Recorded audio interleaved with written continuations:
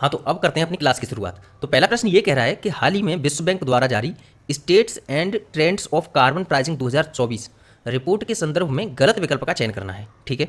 और जो पहला विकल्प है वो ये कह रहा है कि 2023 में पहली बार कार्बन प्राइसिंग राजस्व 100 बिलियन अमेरिकन डॉलर से अधिक हो गया है। ठीक। दूसरा ऑप्शन कह रहा है कि वैश्विक स्तर पर 75 प्रकार के कार्बन प्राइसिंग हैं जो लगभग 24% वैश्विक ग्रीन हाउस गैस उत्सर्जन को कवर करते हैं। और जो तीसरा ऑप्शन कह रहा है वो कह रहा है कि 2021 में भारत ने कार्बन प्राइसिंग हेतु कार्बन क्रेडिट ट्रेडिंग योजना की शुरुआत की थी। और चौथा और लास्ट ऑप्शन कह रहा है कि भारत में प्रति टन होगा, या क्या होगा यहाँ पर, प्रति टन कोयले पर 400 रुपये का उपकर लगाया जाता है। इसमें से हमें क्या करना है, इसमें से हमें गलत विकल्प का चयन करना है। ठीक है। तो इसका जो गलत विकल्प है वो है सी, यानी कि जो हमारा उत्तर भी होगा वो क्या होगा, सी। क्यों? क्योंकि इसमें लिखा है कि 2021 में भारत ने कार्बन प्राइसिंग हेतु कार्बन क्रेडिट ट्रेडिंग योजना की शुरुआत की थी, जो कि गलत है क्योंकि सही उत्तर होगा 2023, यानी कि भारत ने 2023 में कार्बन क्रेडिट ट्रेडिंग योजना की शुरुआत की थी। ठीक है, आगे बढ़े। चलो आगे बढ़ने से पहले ना एक चीज़ और समझ लो, यहाँ पर ये इस शब्द का ज़्यादा यूज हो रहा है, कार्बन प्राइसिंग। किस चीज़ का? Carbon pricing. ठीक है। क्या ये इस शब्द से परिचित हैं आप? क्या इसके बारे में पता है? चलो समझ लेते हैं। कार्बन प्राइसिंग से मतलब ये है कि आपको पता है कि जो इंडस्ट्री हैं, इंडस्ट्रीज के द्वारा जो ग्रीन हाउस गैसेस का जो उत्सर्जन किया जाता है, इनके उत्सर्जन के कारण ग्लोबल वार्मिंग बढ़ रही है। ठीक है, ग्लोबल वार्मिंग बढ़ रही है, ये आपको पता है। ठीक है। तो ग्रीन हाउस गैसेस के उत्सर्जन को कंट्रोल करने के लिए कार्बन प्राइसिंग लागू की गई है। और कार्बन प्राइसिंग है क्या? इसके तहत ये है कि जो इंडस्ट्री हैं, मान के चलो CO2 का उत्सर्जन करती हैं, सबकी सीमा निर्धारित कर दी गई है। उदाहरण के तौर पर ये है कंपनी ए और ये है कंपनी बी। ठीक है, ध्यान से देखना। कंपनी ए एक बड़ी कंपनी है जिसकी प्रोडक्टिविटी भी ज़्यादा है और जिसका प्रोडक्शन भी ज़्यादा कर सकती है। ठीक। और कंपनी बी एक छोटी कंपनी है जिसका प्रोडक्शन और प्रोडक्टिविटी, या फिर प्रोडक्टिविटी ठीक भी हो लेकिन प्रोडक्शन कम होता है। क्या ये क्लियर हुआ? ठीक है। अब समझो, मान के चलो जो निर्धारित सीमा है कि ग्रीन हाउस गैस का उत्सर्जन कितना किया जा सकता है, यानी कि CO2 का जो उत्सर्जन है वो किया जा सकता है केवल और केवल 20 टन। ठीक है, उदाहरण के तौर पर ले लेते हैं। ठीक। अब इस कंपनी ने मान के चलो 20 टन की बजाय ये जो प्रोडक्शन करेगी ज़्यादा, तो इसका जो CO2 का उत्सर्जन करना चाहेगी वो करना चाहेगी 25 टन। लेकिन इस कंपनी का जो कंपनी बी है, इस कंपनी में इसका प्रोडक्शन कम होता है, तो इसमें जो प्रोडक्शन करना चाहती है वो चाहती है केवल और केवल 15 टन। ठीक है, ये बात समझ में आई? यानी कि कंपनी बी केवल 15 टन उत्सर्जन करती है, जबकि कंपनी ए 25 टन उत्सर्जन करना चाहती है। अब ये होगा कि अब इस कंपनी के पास में जो 5 टन का जो कार्बन क्रेडिट मिल जाएगा, क्योंकि इसने 15 टन ही करा ना, तो 5 टन जो बचा इसका, तो इस 5 टन CO2 का इस कंपनी को मिल जाएगा कार्बन क्रेडिट। क्या मिल जाएगा? Carbon credit. ठीक है। अब ये कंपनी इस 5 टन कार्बन क्रेडिट को इस कंपनी ए को दे सकती है कुछ पैसों में। तो ये जो कंपनी ए है इसको डॉलर दे, रुपया दे, या फिर पौंड दे, कुछ भी दे। ठीक है। ये कंपनी ए कंपनी बी को देगी पैसा, और कंपनी बी कंपनी ए को देगी कार्बन क्रेडिट। ठीक। अब ये जब 5 टन का कार्बन क्रेडिट खरीद लेगी तो 20 टन की तो गवर्नमेंट के द्वारा अनुमति प्राप्त है, 5 टन का इसने कार्बन क्रेडिट ले लिया, यानी कि अब ये जितना प्रोडक्शन करना चाहती है उतना प्रोडक्शन कर सकती है, क्योंकि अब इसको अनुमति है 25 जो टन CO2 उत्सर्जन करने की। क्या ये बात समझ में आई?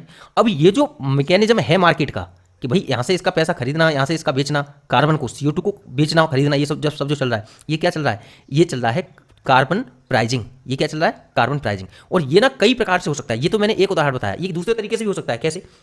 कि मान के चलो कंपनी ए, इसी कंपनी का ए का ही उदाहरण लेते हैं। ठीक है। कंपनी ए अब क्या कर रही है कि कंपनी ए 25 टन CO2 का उत्सर्जन कर रही है। ठीक है, यानी कि एमिशन कर रही है। ठीक।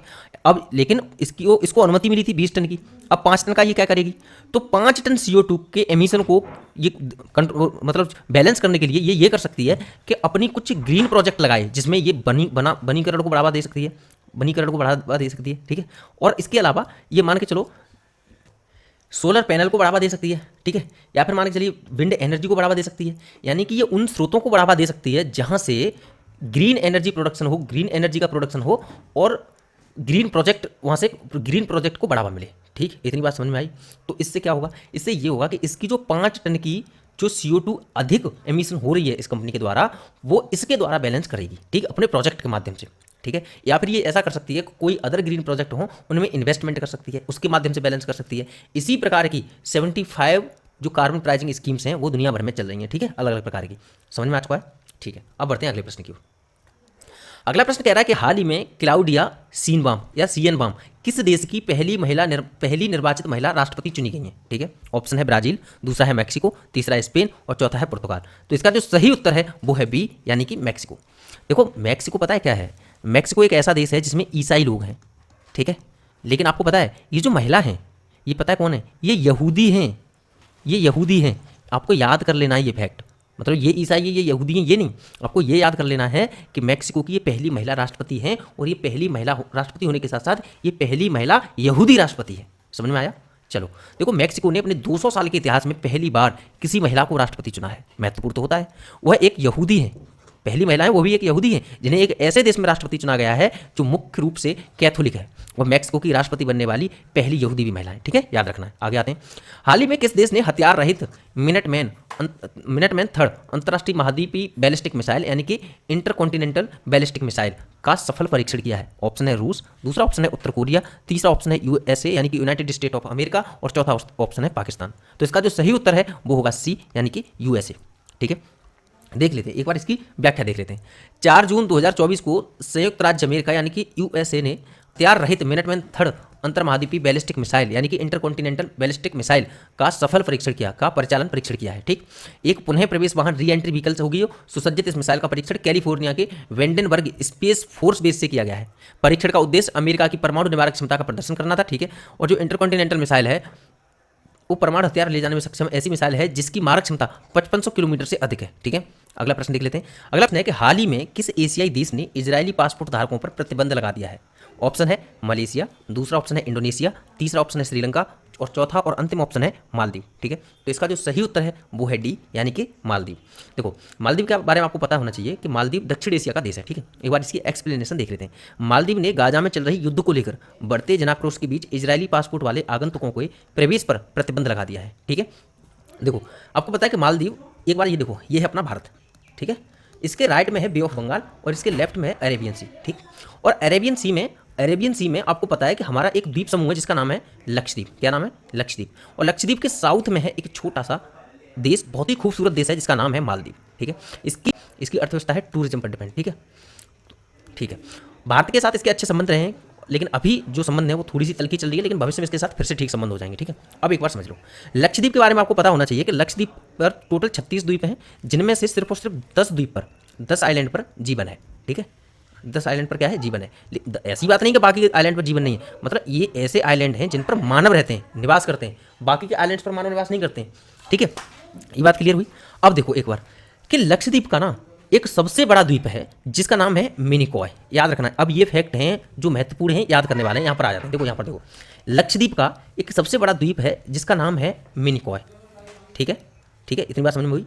अब इसको ना कहीं कहीं पर एंड्रोट भी कहा जाता है। क्या कहा जाता है? एंड्रोट। एक बात क्लियर हुई कि भाई लक्षद्वीप का सबसे बड़ा जो द्वीप है वो है मिनिकॉय, जिसे एंड्रोट भी कहा जाता है। अब दूसरी बात समझो कि ये जो मालदीव है ना, मालदीव यहाँ पर ये दिखाया नहीं गया, लेकिन ये मान के चलो यहाँ पर है, ठीक। यहाँ पर मान के चलिए कि मालदीव से हमारा जो लक्षद्वीप का जो द्वीप है मिनिकॉय, वो जो विभाजित करता है मालदीव और हमारे लक्षद्वीप को, वो है 8 डिग्री चैनल, ठीक है। क्या है? 8 डिग्री चैनल, ठीक है। 8 डिग्री चैनल विभाजित करता है। अब याद किस तरीके से रखना है, देखो लक्षद्वीप का जो द्वीप है मिनिकॉय, उसके और मालदीव के बीच में है 8 डिग्री चैनल, और इसके ऊपर यानी कि 8 जो मिनिकॉय है इसके ऊपर लक्षद्वीप के जो अन्य द्वीप हैं, अन्य आइलैंड हैं, ठीक है, अन्य आइलैंड्स हैं, उनके बीच में जो डिवीजन होता है वो होता है 9 डिग्री चैनल के माध्यम से।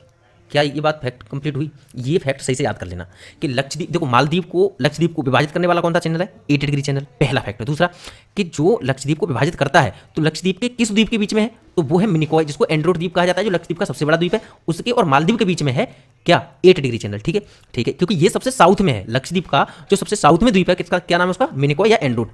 अब मिनिकॉय या एंड्रोट और लक्षद्वीप के बाकी के जो अन्य 35 आइलैंड्स हैं उनके बीच में क्या है? 9 डिग्री चैनल, ठीक। ये फैक्ट याद रखना है। अब आगे चलते हैं। अगला प्रश्न जो है वो कह रहा है कि हाल ही में चर्चा में रही सियांग घाटी निम्नलिखित में से किस राज्य से संबंधित है? ऑप्शन है लद्दाख, जम्मू कश्मीर, सिक्किम या अरुणाचल प्रदेश। तो इसका जो सही उत्तर है वो है डी यानी कि अरुणाचल प्रदेश, ठीक है। अब देखो एक बार चित्र को एक बार सही से देखो। चित्र में आपको पता है क्या याद रखना है? एक बार ये देखो, ये है अपना अरुणाचल प्रदेश, ये है अपना असम, ठीक है। और ये अपनी क्या है? ब्रह्मपुत्र नदी है, ठीक है। और ब्रह्मपुत्र नदी को ही अरुणाचल प्रदेश में क्या कहा जाता है? सियांग नदी। क्या ये क्लियर हुई बात? सियांग नदी कहा जाता है अरुणाचल प्रदेश में किसको? अपनी ब्रह्मपुत्र नदी को। Got it. अब देखो अरुणाचल प्रदेश में कुछ पहाड़ियाँ हैं, जैसे कि ये देखो डाफला हिल पहला, दूसरा ये देखो मेरी हिल्स दूसरा, तीसरा देखो एबोर हिल्स, ठीक, और चौथा स्मी हिल्स, ठीक है। यानी कि क्या याद रखना है? डाफला हिल्स, मेरी हिल्स, एबोर हिल्स और ये मिसमी हिल्स।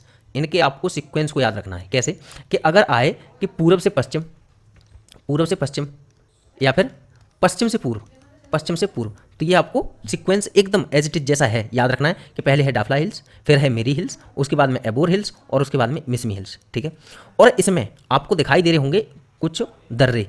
ठीक है, यानी कि पास क्या है, जैसे कि ये देखो, ये है बोमडिला पास, क्या नाम है इसका, बोमडिला पास। ये है तुलुंगला पास, क्या नाम है इसका, तुलुंगला पास। ठीक है, आगे ये देखो तुलुंगला पास किस किस को जोड़ रहा है भाई, अरुणाचल प्रदेश को जोड़ रहा है और चाइना का जो तिब्बत वाला भाग है उसको जोड़ रहा है। ठीक है, बोमडिला पास किसको जोड़ रहा है, बोमडिला पास भी अरुणाचल प्रदेश को जोड़ रहा है और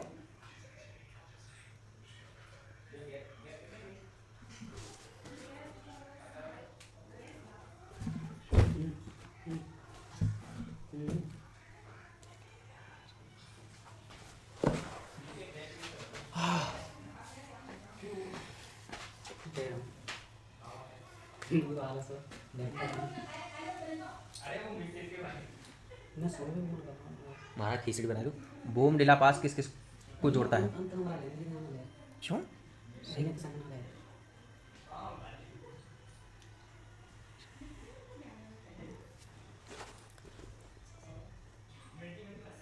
बोमडिला पास भी किस किस को जोड़ता है, बोमडिला पास भी भारत को, जो अरुणाचल प्रदेश है, अरुणाचल प्रदेश को जोड़ता है और चाइना को जोड़ता है। ठीक है, ऐसे करके आपको याद रखना है और सीक्वेंस भी याद रखना है। कैसे कि ये देखो, अब क्या है, तुंगा पास, ये है लंबा पास, ये है लूसा पास, ये है योंगबाब पास, और ये है सांगकांग पास, और ये है दिहंग पास, दीफर पास, और ये कुमजांग पास, और ये क्या है, लेखा पानी पास, ये है पुंगन पास, और ये है चखन पास। ठीक है, चंखन पास। ठीक है, ऐसे करके आपको याद रखना है, इनका सीक्वेंस भी याद रखना है और कौन सा पास किस रीजन को जोड़ रहा है ये भी आपको याद रखना है। मुझे लग रहा है इनमें से बहुत सारे पास तो ऐसे होंगे जो आपने आज तक अभी सुने ही नहीं होंगे। ठीक है, तो थोड़ा सा अगर आप इनको याद कर लोगे तो जहाँ तक पता है कि अरुणाचल प्रदेश का कोई भी पास बचेगा नहीं। ठीक, आगे बढ़ते हैं। अब देखो, सियांग घाटी मुख्य रूप से अरुणाचल प्रदेश में अवस्थित है। अरुणाचल प्रदेश में ब्रह्मपुत्र नदी को सियांग नदी के नाम से भी जाना जाता है। यह पूर्वी हिमालय जैव विविधता हॉट स्पॉट का हिस्सा है। अब देखो, ये बताना है पूरी दुनिया में टोटल कितने हॉट स्पॉट हैं, इसका उत्तर आपको देना है कमेंट सेक्शन में। पूरी दुनिया में जो बायोडाइवर्सिटी हॉटस्पॉट होते हैं ना, यानी जैव विविधता हॉटस्पॉट कितने हैं, पहला सवाल। प्रश्न कि पूरी दुनिया में टोटल कितने बायोडाइवर्सिटी हॉटस्पॉट हैं। दूसरा प्रश्न, पूरी वो कितने बायोडाइवर्सिटी हॉटस्पॉट हैं जिनमें भारत का क्षेत्र भी आता है। ठीक, ये बात बतानी है आपको। एक और चीज़ यहाँ पे देखो, यहाँ नीसी, आदि इत्यादि जनजातियाँ पाई जाती हैं। कहाँ की बात चल रही है, अरुणाचल प्रदेश की। ठीक है, आगे बढ़ते हैं। अगला प्रश्न कह रहा है कि हाल ही में किस देश ने 5 आइज अलायंस के गैर नागरिक निवासियों को अपने सैन्य बलों में शामिल करने का निर्णय लिया है। ऑप्शन है, ठीक है, ऑप्शन है संयुक्त राज्य अमेरिका, दूसरा है ब्रिटेन, तीसरा है कनाडा और चौथा है ऑस्ट्रेलिया। तो इसका जो सही उत्तर है वो है डी, यानी कि ऑस्ट्रेलिया। अच्छा, अब एक बात बताओ, 5 आइज के बारे में किसको पता है कि कौन कौन से देश हैं जो 5 आइज का हिस्सा हैं। याद नहीं है क्या? अगर याद नहीं है तो एक बार सही से देखना, क्योंकि बार बार याद करते होंगे और कभी ऑकस कभी क्वाड इन सबको लेकर के आप दिमाग में से निकल जाता होगा कि मतलब आपस में मिक्स हो जाते होंगे। ठीक है, तो अब 5 आइज को सही ढंग से याद करना है। ठीक है, एक बार इस चित्र को देखो, देखो 2 ये रहे, 2 ये रहे और 1 ये रहा। समझ में आया? 5 आइज किस तरीके से हैं, एक आंख ये रही, एक आंख ये रही और एक आंख ये रही, 3 आंख हो गई। लेकिन असल में है क्या, 2 आंख ये रही, 2 आंख ये रही और 1 आंख ये रही, ये रही 5 आइज। ठीक है, किस तरीके से, इनमें कौन कौन है, यूएसए, और ये क्या है कनाडा, कनाडा, और ये क्या है ऑस्ट्रेलिया, और ये क्या है न्यूजीलैंड। ठीक है, और ये है यूके यानी कि यूनाइटेड किंगडम। ठीक है, क्या क्या हो गया, कनाडा, यूएसए, ऑस्ट्रेलिया, न्यूजीलैंड और यूनाइटेड किंगडम। ठीक, ये एक्सप्लेनेशन देख लेते हैं। ठीक है, देखो 5 आइज अलायंस खुफिया जानकारी को आपस में साझा करने के लिए 5 देशों का एक नेटवर्क है। पहली बात, यह 5 देश है संयुक्त राज्य America, Britain, Canada, Australia, New Zealand. इस अलायंस के साझेदार देश एक दूसरे के साथ व्यापक स्तर पर खुफिया जानकारी साझा करते हैं। ठीक है, सदस्य देशों ने आपसी सहयोग बढ़ाने के लिए 5 eyes intelligence oversight and review council FIORC की स्थापना की है। इसमें 5 आइज देश की खुफिया एजेंसी, खुफिया निगरानी और सुरक्षा कार्य से जुड़ी गैर राजनीतिक संस्थाएं शामिल है। ये बिल्कुल सिंपल लैंग्वेज है, सही से देखना, याद हो जाएगा। ठीक है, और देखो एक और बात याद रखना, ये जो 5 आइज है वो किस लिए हैं, क्योंकि आइज किस लिए होती हैं, नजर बनाए रखने के लिए, यानी कि खुफिया जानकारी साझा करने के लिए। ये बात क्लियर हुई? ठीक है, आगे बढ़ते हैं। अगला प्रश्न है कि अंतर्राष्ट्रीय वायु परिवहन संघ के 81वें शिखर सम्मेलन की मेजबानी किस देश द्वारा की जा रही है। ऑप्शन है चीन, भारत, फ्रांस या जर्मनी। उत्तर है बी, यानी कि भारत। ठीक है, देख लेते हैं। IATA यानी कि इंटरनेशनल एयर ट्रांसपोर्ट एसोसिएशन, ठीक है, इंटरनेशनल एयर ट्रांसपोर्ट एसोसिएशन के 81वें वैश्विक एयरलाइन शिखर सम्मेलन की मेजबानी करेगा। यह सम्मेलन 8 से 10 जून 2025 तक दिल्ली में आयोजित होगा। इसमें इंडिगो मेजबान एयरलाइन होगी। भारत ने पिछली बार 42 वर्ष पहले यानी कि 1983 में इसकी मेजबानी की थी। इसको स्टार लगा लेना, इंपॉर्टेंट है। ठीक है, मोस्ट इंपॉर्टेंट है, ठीक। इंटरनेशनल सिविल ऑर्गेनाइजेशन के बारे में बताया है, ठीक है। देखो IATA विश्व की एयरलाइनों के लिए एक अंतर्राष्ट्रीय व्यापार संघ है। इसकी स्थापना 1945 में क्यूबा में हुई थी। इसका जो मुख्यालय है वो कनाडा में। इसका उद्देश्य एयरलाइन उद्योग का प्रतिनिधित्व करना है। ये वर्तमान में लगभग 330 एयरलाइनों का प्रतिनिधित्व करता है, ठीक है। अगला प्रश्न है कि वैश्विक स्वास्थ्य संगठन की शीर्ष निर्णय लेने वाली संस्था विश्व स्वास्थ्य सभा की 77वीं बैठक निम्नलिखित में से किस स्थान पर आयोजित हुई? भारत, मैक्सिको, कजाकिस्तान या इंडोनेशिया? तो इसका जो सही उत्तर है वो है ए, यानी कि भारत, ठीक है। देखो हाल ही में 77वीं विश्व स्वास्थ्य सभा संपन्न हुई है। जो वर्ल्ड हेल्थ ऑर्गेनाइजेशन है, जो स्वास्थ्य के लिए संयुक्त राष्ट्र की विशेषज्ञ एजेंसी, आपको पता है इसका जो हेड क्वार्टर है वो कहाँ है? हेड क्वार्टर है इसका जिनेवा, ठीक है। जिनेवा में हेड क्वार्टर है। यह सदस्य देशों के स्वास्थ्य मंत्रालयों के साथ मिलकर काम करती है। इसका मुख्यालय जिनेवा में, ठीक है। इसका आयोजन जिनेवा स्विट्जरलैंड में किया गया है। इसकी जो थीम है ऑल फॉर हेल्थ और हेल्थ फॉर ऑल, ये थीम याद रखना, ये वाली थीम याद रखना, ठीक है। और आगे देखो इसका जो आयोजन हुआ है वो जिनेवा में हुआ है, ये भी याद रखना। यह सभा विश्व WHO की शीर्ष निर्णय लेने वाली संस्था है। यह सभा WHO की शीर्ष निर्णय लेने वाली संस्था है। इसमें विशिष्ट स्वास्थ्य एजेंडे पर ध्यान केंद्रित किया जाता है। इसमें WHO के सभी सदस्य देशों, जो कि 194 हैं, के प्रतिनिधिमंडल भाग लेते हैं, ठीक। आगे बढ़ते हैं। जो कल का प्रश्न था कि हाल ही में भगवान शिव का एक रूप माना जाने वाला भगवान विरूपाक्ष का मंदिर चर्चा का विषय बना हुआ है। यह विरूपाक्ष मंदिर किस भारतीय राज्य में अवस्थित है? ऑप्शन है असम, आंध्र प्रदेश, कर्नाटक, तमिलनाडु। तो इसका जो सही उत्तर है वो है सी, यानी कि कर्नाटक। विरूपाक्ष मंदिर आपको पता है कि कर्नाटक के हम्पी में है। कहाँ पर है? हम्पी में, ठीक है। तुंगभद्रा नदी के किनारे है। आगे बढ़ते हैं। जो आज का क्वेश्चन है कि हाल ही में सीमा विवाद को लेकर चर्चा में रही नार्वा नदी निम्नलिखित में से किन दो देशों की सीमा का निर्धारण करती है? ये ऑप्शन दिए हैं आपको, एस्टोनिया लिथुआनिया, या लिथुआनिया लाटविया, लाटविया रूस, या एस्टोनिया रूस। इसका सही उत्तर देना है, ठीक है।